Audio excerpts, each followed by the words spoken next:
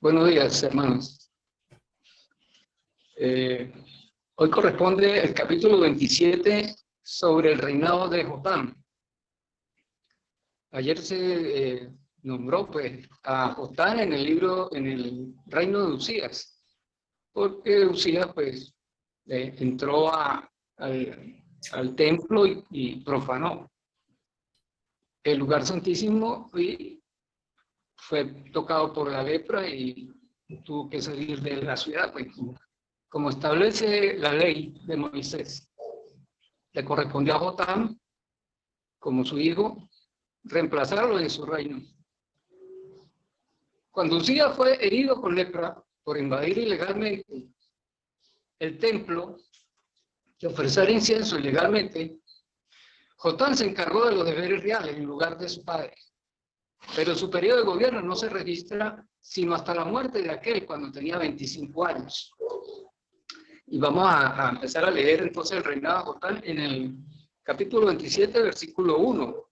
Dice, 25 años tenía Jotam cuando comenzó a reinar, y 16 años reinó en Jerusalén. El nombre de su madre era Jerusa, hija de Sadoc, e hizo lo recto ante los ojos de Jehová, conforme a todas las cosas que había hecho Usías, su padre, salvo que no entró en el santuario de Jehová. Pero el pueblo continuaba corrompiéndose. Fue él quien edificó la puerta mayor de la casa de Jehová y también muchas otras edificaciones sobre el muro Ofel. Además edificó ciudades en las montañas de Judá y construyó fortalezas y torres en los bosques. También tuvo él guerra con el rey de los hijos de Amón, a los cuales venció, y le dieron los hijos de Amón en aquel año 100 talentos de plata, 10,000 coros de trigo y 10,000 de cebada. Lo mismo le dieron el segundo y el tercer año. Así que Jotam se hizo fuerte porque preparó sus caminos delante de Jehová, su Dios. Los demás hechos de Jotam, todas sus guerras y sus caminos, están escritos en el libro de los reyes de Israel y de Judá. Cuando comenzó el rey a reinar, tenía 25 años y 16 años reinó en Jerusalén. Durmió Jotam con sus padres y lo sepultaron en la ciudad de David. Reinó en su lugar su hijo Acaz. Aquí bueno, podemos ver cómo Jotam realizó casi todas las obras que hizo su padre, Usías, pero el pueblo siguió corrompiéndose. ¿Por qué?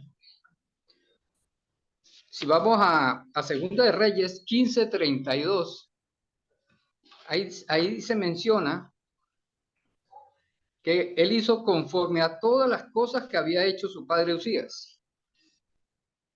Con todo, los lugares altos no fueron quitados,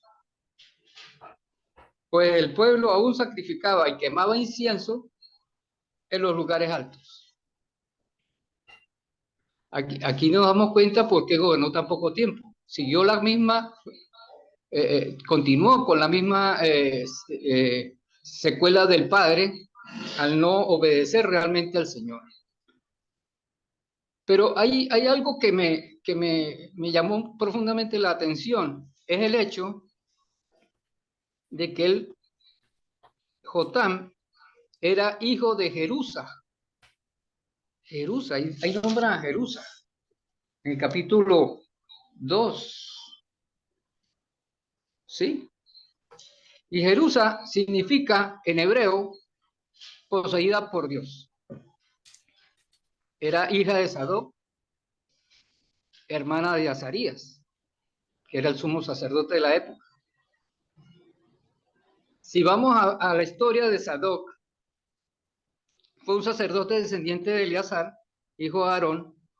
Él ayudó al rey David durante la revuelta de Absalón y fue posteriormente instrumento para traer al rey Salomón al trono. Fue el primer sumo sacerdote de Israel después de que se construyó el primer templo de Salomón. El profeta Ezequiel ensalza a los hijos de Sadoc como acérrimos adversarios del paganismo en el pueblo de Israel. Acérrimos adversarios, pero todavía seguían practicando cosas que no eran realmente la voluntad de Dios. el texto, si vamos al contexto de la historia, el libro Crónicas, Segunda Crónicas y Primera de Crónicas, Esdras y Nehemías fueron escritas por Esdras, un escriba que salió de la cautividad de Babilonia. Y él registró los acontecimientos redactados en el orden cronológico como sucedieron. Pero los descendientes de Sadoc tenían unas características muy particulares. Las voy a deletrear varias. Pertenecían a las clases altas de la sociedad judía. Estuvieron siempre en Jerusalén, nunca salieron de Jerusalén. Ocupaban importantes cargos políticos y religiosos,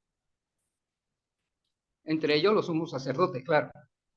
Se sometieron a los gobiernos extranjeros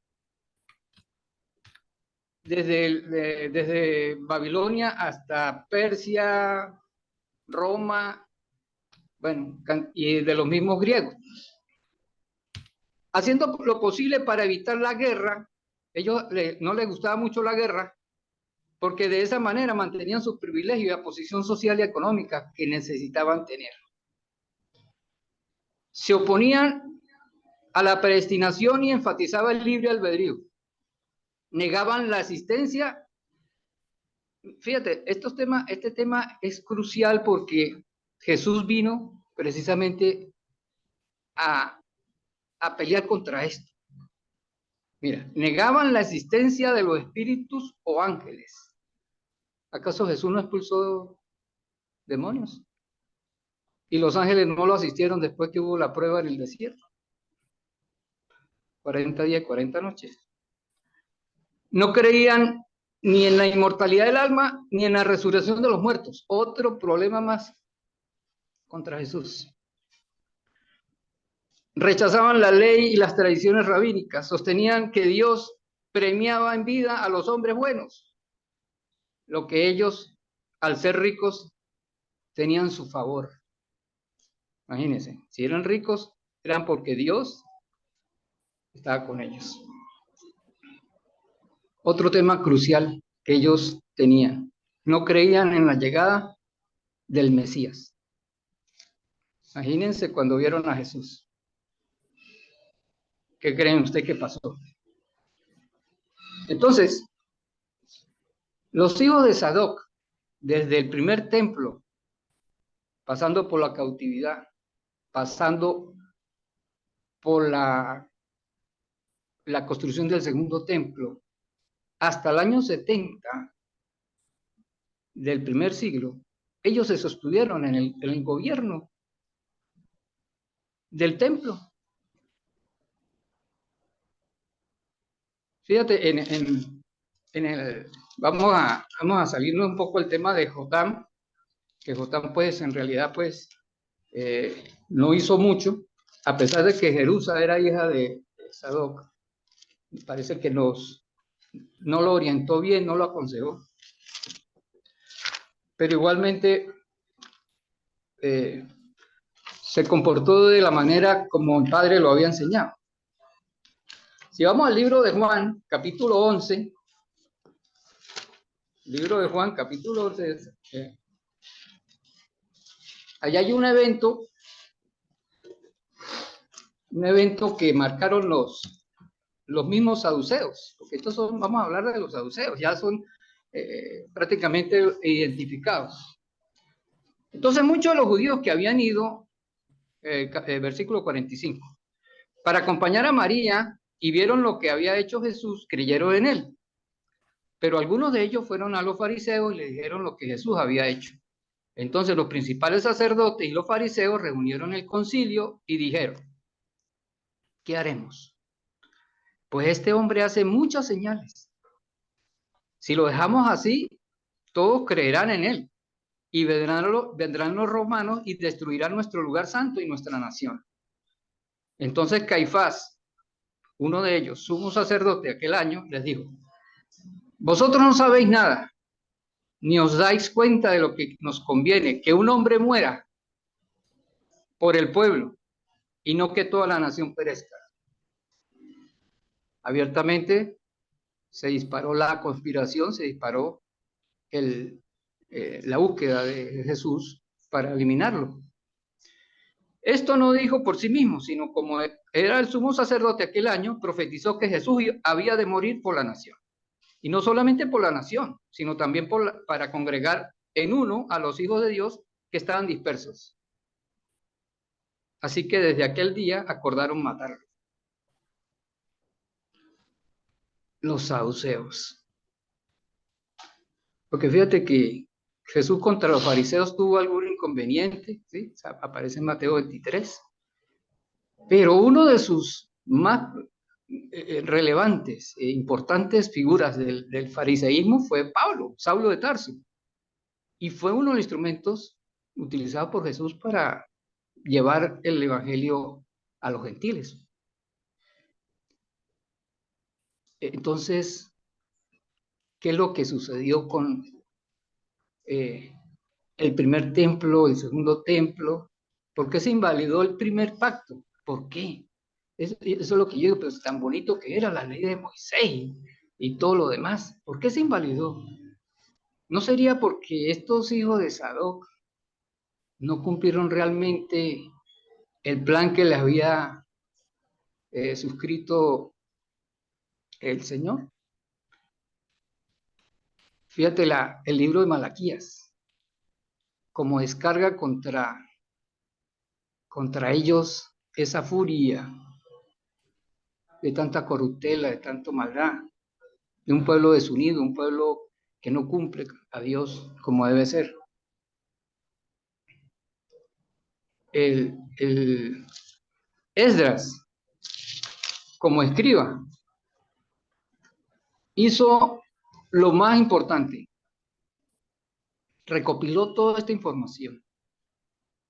Aunque el libro Paralipomenos, en las Biblias que tienen unos libros apócrifos, ustedes conocen, Paralipomenos significa lo omitido,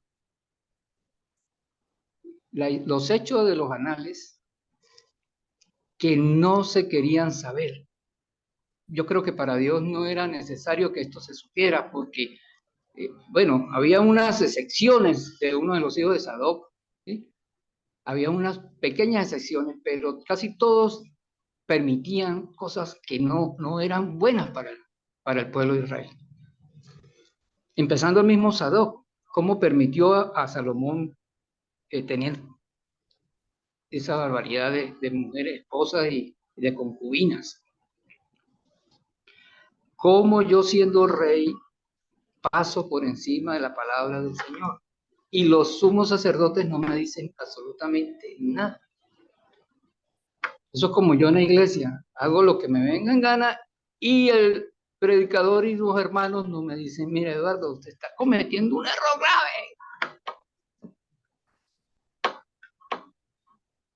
Ahí es donde está el asunto.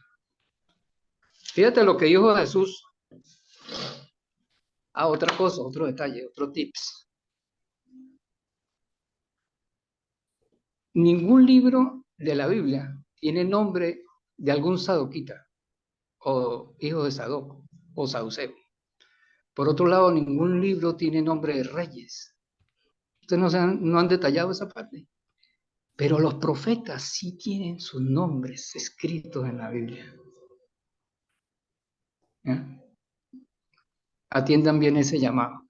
Fíjate, Moisés, para mí el sacerdote más claro, más pleno, más importante, más recto, más íntegro que pudo haber tenido Dios a su mano. De ahí para abajo, las cosas cambian de una manera drástica. Fíjate lo que dijo Jesús. Jerusalén, Jerusalén, la que mata a los profetas y apedrea a los que son enviados. ¿Cuántas veces quise juntar a tus hijos como las gallinas debajo de sus alas y no quisiste? Nosotros como sacerdotes tenemos un tremendo desafío. Tomamos en serio nuestro camino. Y ahí el dilema. Vamos a orar, hermano. Bendito Padre. Gracias te damos, Padre Santo, por estas verdades tan absolutas que tú nos envías, Señor. Esa plenitud, esa delicia de saber de que tú estás pendiente de cada uno de nosotros y que tu palabra sazona nuestra vida. Nos acompañas, nos guías, nos proteges. Bendito seas por siempre, Padre Santo. Y en estas lecciones de Café con Dios, sigue prolongando, porque es muy importante que esta ventana que tú abriste, Señor, se siga difundiendo tu palabra, se proclame tu palabra, se siga escudriñando la Escritura, la Santa Escritura, y que la oración sea evidente de una iglesia verdadera. Y que todos sus líderes y todos sus miembros sean uno en espíritu. Así como tú lo has querido siempre, Padre.